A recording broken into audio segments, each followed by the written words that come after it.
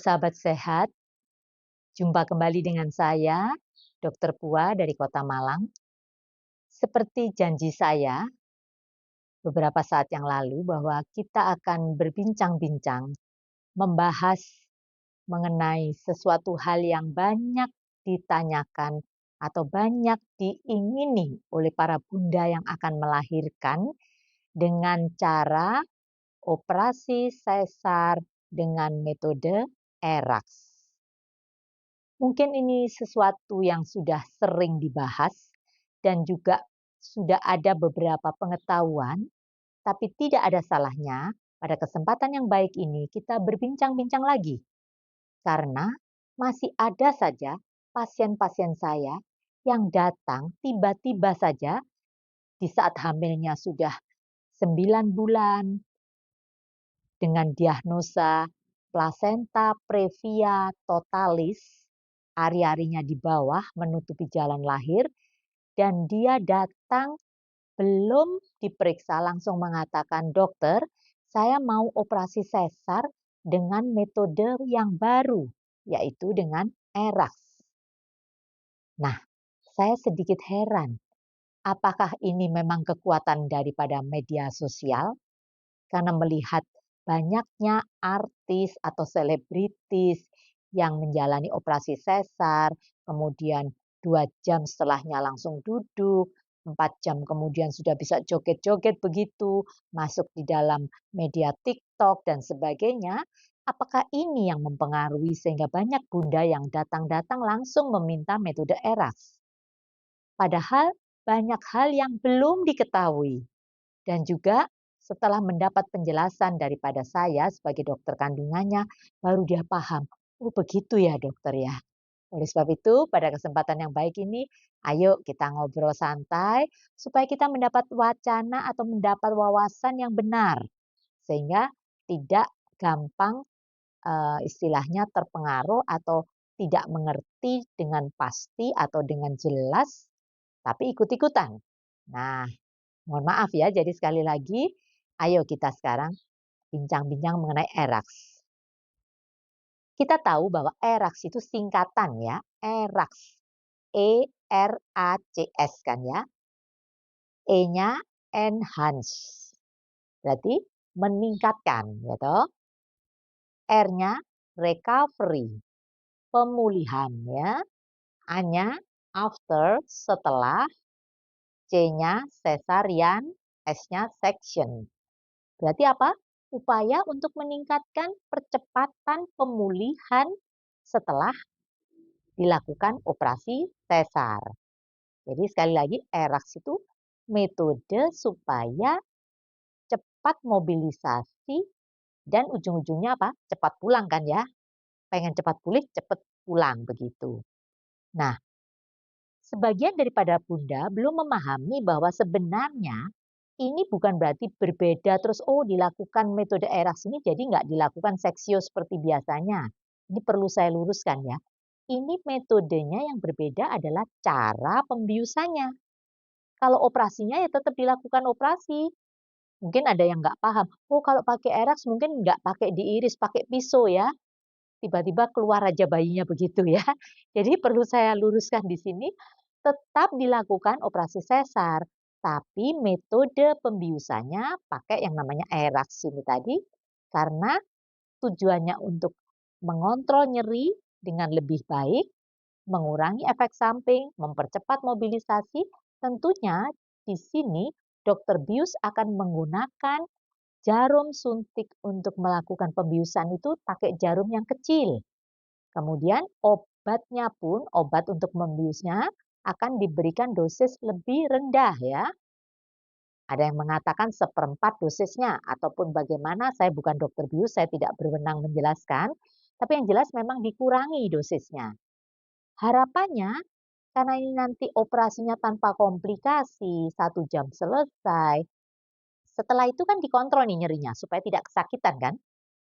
Setelah selesai 2 jam sudah bisa duduk karena kakinya sudah bisa bergerak begitu. Dan karena tidak nyeri, si ibu ini akan langsung bisa berdiri, bisa berjalan begitu ya. Sehingga viral tuh ya. Ada seorang artis selesai sesar dia langsung joget-joget, pakai apa, istilahnya joget TikTok begitu. Jadi sekali lagi, para bunda yang saat ini sedang hamil, biar paham dulu. Jadi kalau ini bukan berarti terus melahirkan yang berbeda dengan yang biasanya. Kalau dia sesar ya tetap sesar, diirisnya ya tetap pakai mesh atau pakai pisau ya. Mungkin ada yang mikir, oh karena cepet cuman dibuka nggak pakai dijahit begitu ya, tutup aja pakai lem. Nah itu pun bahasa-bahasa awam yang perlu saya luruskan. Tetap dilakukan penjahitan. Kalau para bunda tahu penjahitan dari dalam rahim sampai keluar itu ada 7 lapis. Nah ini juga meluruskan lagi pengertian bahwa dokter saya mau sesar tapi nggak usah dijahit. Pakai yang metode di lem. Saya tidak mau berbohong, pasien saya jelaskan, ini loh anatominya, ini loh susunannya. Mulai dari rahim, sampai kemudian apa, lapisan dinding perut, peritoneum, kemudian apa, ototnya, kemudian fasianya, sampai dengan ke kulit itu ada 7 lapis. Sehingga nggak perlu takut kalau mungkin mau buang air nggak berani mengejan, mau batuk nggak berani batuk karena takut jebol begitu ya. Jangan khawatir lapisannya cukup kuat ada 7 lapis. Nah, kembali lagi ke masalah eraks, tetap dibius, jangan disangka kalau eraks itu terus nanti pakai jampi-jampi, nggak pakai dibius langsung bisa dibuka begitu ya. Tetap dibius, hanya bedanya tadi saya jelaskan, jarumnya beda, obat anestesinya dikurangi seperti itu, mungkin anti nyerinya yang ditambah. Ini yang pinter dokter anestesi ya, dokter biusnya. Nah, sekali lagi para bunda, kalau namanya sebagai calon ibu, saya selalu menekankan apa? Mindset yang positif. Mau lahir normal, lahir sesar, itu semua tergantung pada indikasi medis. Jadi nggak bisa datang-datang, saya nggak mau sakit dokter, saya maunya operasi saja. Jangan salah, operasinya memang nggak sakit, dibius apa setelahnya nggak sakit. Sebaliknya ada yang mengatakan, ya udah pokoknya apapun yang terjadi saya harus normal. Kalau nggak melahirkan normal berarti saya tidak sempurna sebagai wanita. Ini pun juga nggak benar. Kalau memang nggak bisa, posisi bayinya melintang atau ari-arinya di bawah menutupi jalan lahir, gimana caranya lahir normal?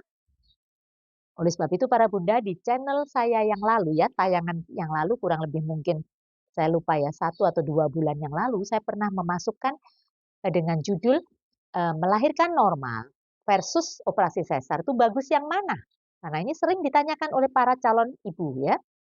Saya selalu katakan semuanya bagus kalau sesuai dengan indikasi medis.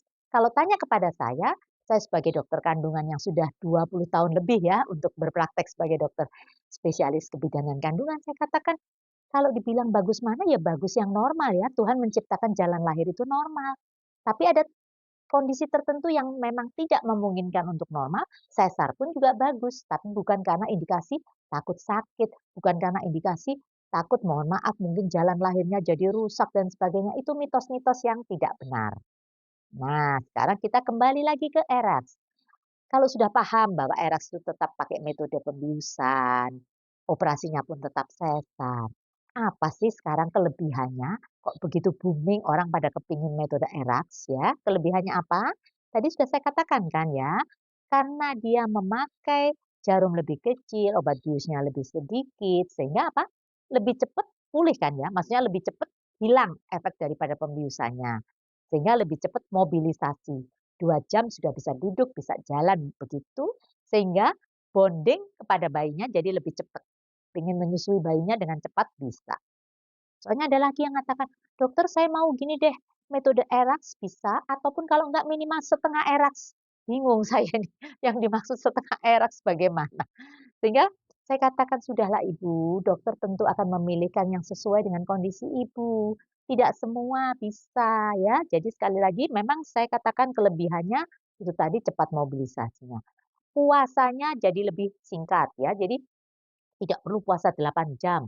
2 jam sebelumnya saja masih disuruh minum mungkin cairan yang kalorinya tinggi begitu ya.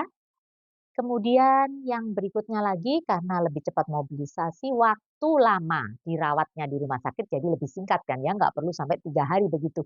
1 hari maksimum 2 hari sudah bisa pulang ya. Kemudian efek samping mual muntahnya juga berkurang, efek nyerinya juga berkurang, tentunya ini, dengan ramuan istimewa dari dokter bius ya, diberi anti nyeri begitu, eee, sehingga tidak merasakan nyeri yang berlebihan sehingga bisa mobilisasi dengan baik. Nah kemudian, eee, kalau ada kelebihan, saya tidak mau berbohong di sini, pasti ada juga kelemahannya. Apa sih kelemahannya Erax? Kok selama ini yang selalu ditayangkan, yang selalu disampaikan hanya kelebihannya saja? Kalau kelemahannya saya katakan tidak semua operasi sesar bisa pakai metode ERAS. Saya contohkan yang paling sederhana, seorang ibu dengan ari-ari di bawah perdarahan hebat. Sudah bisa dibayangkan bahwa ini nanti mungkin perlu transfusi darah, lama operasinya akan tidak seperti sesar biasanya, atau bahkan terjadi yang namanya plasenta akreta atau lengket, itu pun tidak bisa pakai metode ERAS ya, para bunda. Kemudian mungkin lagi, ibu ini ada kelainan jantung, beda lagi, nggak bisa pakai ERAS. Ada lagi yang namanya pakai epidural atau peridural. Banyak metode pembiusan yang mungkin tidak bisa saya jelaskan satu persatu di sini. Itu salah satu kelemahannya, tidak semua indikasi bisa pakai ERAS. Yang kedua, bisa ada efek samping, katakanlah gatal-gatal yang berlebihan setelah pasca operasinya. Atau pada orang yang sensitif juga karena analgesik atau apa, anti nyerinya ditambah begitu ya, anti nyeri yang berlebihan bisa menyebabkan mual dan sebagainya, itu pun bisa pada seseorang yang sensitif. Jadi case by case, orang ke orang itu tidak sama responnya. Kemudian juga ini saya katakan termasuk kekurangannya, karena orang selalu mengkaitkan antara metode ERAS dengan pembiayaan yang lebih mahal. Terus tanya nih, dokter, ini kan semua eranya zaman BPJS. Apa BPJS nggak mau nih mengcover ERAS? Jangan salah ya, kalau semua sesuai dengan indikasi medis, BPJS itu saya katakan dalam tayangan yang lalu, merupakan satu-satunya asuransi yang paling oke, paling nggak ribet, asal sesuai dengan indikasi medis pasti di-cover. Jadi nggak benar ya yang dikatakan bahwa kalau BPJS jangan macam-macam pakai minta ini, itu, udah sesuai aja, semua sesuai standar. Sekali lagi sesuai dengan indikasi medis, bukan indikasi permintaan pasien ya, oke? Jadi sekali lagi untuk kondisi tertentu tidak bisa semuanya pakai metode ERAS ini. Semuanya harus sesuai dengan indikasi medis. Sedangkan orang datang minta operasi hanya karena takut sakit aja ya nggak di-cover sama BPJS kan, indikasi minta nggak ada indikasi seksio karena minta, tapi indikasi medis. Memang ada sesar elektif, memang terencana, contoh sederhana, matanya -10 ada degenerasi retina.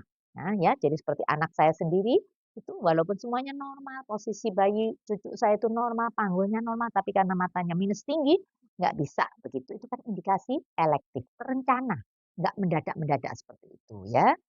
Kemudian juga misalkan, oh HB-nya orang ini anemi, ada risiko perdarahan, dokter menyarankan enggak deh, enggak pakai ERAS ya, jangan protes ya. Sekali lagi dokter pasti memilihkan yang terbaik ya. Elektif tadi sudah saya katakan, terencana, kalau sito itu artinya mendadak.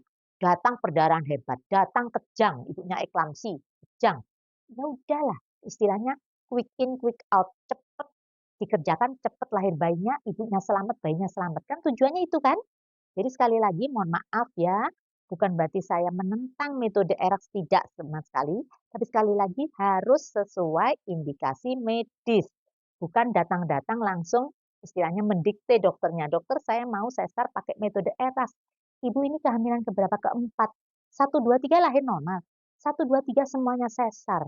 Terus dulu pada waktu yang ketiga saya dioperasi 2 jam karena katanya lengket banget. Waduh, lah berarti ini yang keempat kan pasti lebih lengket lagi kan?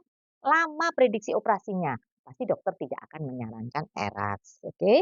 Jadi dengan penjelasan saya yang saya rasa cukup singkat tapi cukup gamblang, jadi paham bahwa sekali lagi disebut metode baru ya tidak baru-baru amat, sejak 2018 sudah ada ERAS ini, tapi baru booming akhir-akhir ini kan ya. Kemudian tidak semua bisa dilakukan karena sesuai dengan indikasi medis, ada persiapannya. Yang paling bagus sejak hamil, mulai dari hamil trimester 1 masuk trimester 2 sampai 20 minggu itu sudah pernah konsultasi dengan dokter biusnya, ada persiapannya. Jadi nggak tiba-tiba datang situ langsung minta ERAS, nggak seperti itu ya. Jadi sekali lagi prinsipnya bagus untuk mengontrol nyeri, untuk mengurangi efek samping, mobilisasi cepat, mengurangi hari rawat inap, membuat nyaman, dan juga menjadi sesuatu yang menyenangkan. Pengalaman melahirkan itu sesuatu yang menyenangkan. Tidak bisa terlukiskan. Menjadi seorang ibu itu dambaan setiap wanita. Oke? Kalau kurang jelas silahkan menulis di kolom chat ataupun datang langsung kepada dokter Anda menanyakan. Saya sudah menepati janji saya, sudah bincang-bincang mengenai RAKS ini. Tujuannya supaya menjadi jelas ya. Oke, salam sehat. Semoga para bunda yang saat ini sedang hamil bisa menjalani proses persalinan dengan lancar, aman. Salam sehat.